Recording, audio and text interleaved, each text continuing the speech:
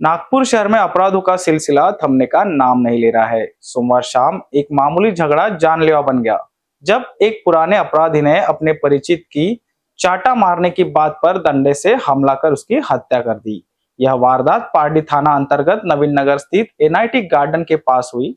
मृतक की पहचान जितेंद्र उर्फ जीतू राजू जयदेव, उम्र 40 वर्ष, निवासी भीम चौक, शिवरी नगर के रूप में हुई है। पुलिस ने आरोपी इतवारी दास शिवदास मानिकपुरी 35 निवासी नवीन नगर को गिरफ्तार कर लिया गया है। पुलिस से मिली जानकारी के अनुसार इतवारी दास एक पुराना अपराधी है और उसकी मृतक जीतू से पूर्व से ही पहचान थी, क्योंकि जीतू पहले नवीन नगर में रहता था। सोमवार शाम करीब 6:30 बजे जीतू अपने पुराने दोस्तों से मिलने नवीन नगर आया था। इसी दौरान इतवारी दास और जीतू के बीच मोबाइल को लेकर विवाद हो गया। जब जीतू ने मोबाइल अपने पास होने से इनकार किया तो बहस बढ़ गई। गुस्से में आकर जीतू ने इतवारी दास को एक चाटा जड़ दिया और कुछ दूरी पर जाकर बैठ गया। इस अपमान से आग बबूला हुए इतवारी दास ने डंडा उठाकर जीतू पर अचानक हमला कर दिया, जिससे वह गंभीर रूप से घायल हो गया। उसे तुरंत अस्पताल ले जाया गया, जहां डॉक्टरों ने उसे मृत घोषित कर दिया। घटना की जानकारी मिलते ही पारडी पुलिस मौके पर पहुंची और छानबीन कर आरोपी को गिरफ्तार कर लिया। पिछले 11 दिनों में नागपुर शहर में यह 7वीं हत्या है, जिससे शहर की कानून व्यवस्था पर सवाल खड़े हो रहे हैं। पुलिस विभाग में इस लगातार हो रही हत्याओं से हड़कंप मचा हुआ है और नागरिकों में भय का माहौल व्याप्त है। हम पीएसआई मीरा सावंत पुलिस थाने पारडी में दिनांक 14/4/25 को हम डे ऑफिसर थे। तब 18:50 को हमको बीट मार्शल का फोन आया और बताया कि नवीन नगर पारडी में एक इसम को जख्मी किया है और वो बेहोश है। ऐसा कॉल आने के बाद हम और मेरी टीम पुलिस नवीन नगर के स्पॉट पे तुरंत गए। उसके बाद जख्मी जो था उसका नाम था जितेंद्र उर्फ जीतू राजू जयदेव, उम्र उसकी थी 40-42 साल थी उसकी उम्र, और रहना उसका भीम चौक हिरवी नगर का था। उसको हमने तुरंत मेयो हॉस्पिटल में आगे के इलाज के लिए भेजा था। इलाज के दौरान वहाँ के सीएमओ डॉक्टर ने उसको मयत घोषित किया था।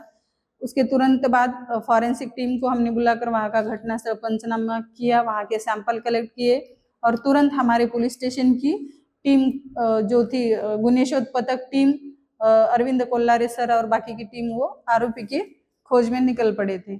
फिर उसके बाद हमने घटना के बारे में वहाँ से पूछा तो वहाँ एक आकाश पांठेला था, आकाश उमरेडकर का, उसकी पत्नी थी पूजा उमरेडकर। उसने हमको घटना के बारे में बताया कि शाम को 4 बजे उसी एनआईटी गार्डन में आकाश उमरेडकर, प्रवीण बावनकर, जीतू जो कि मयत है और आरोपी इतवारी दास मानिकपुरी, ये चारों हंसी मजाक करते थे, आपस में बातचीत करते बैठे थे।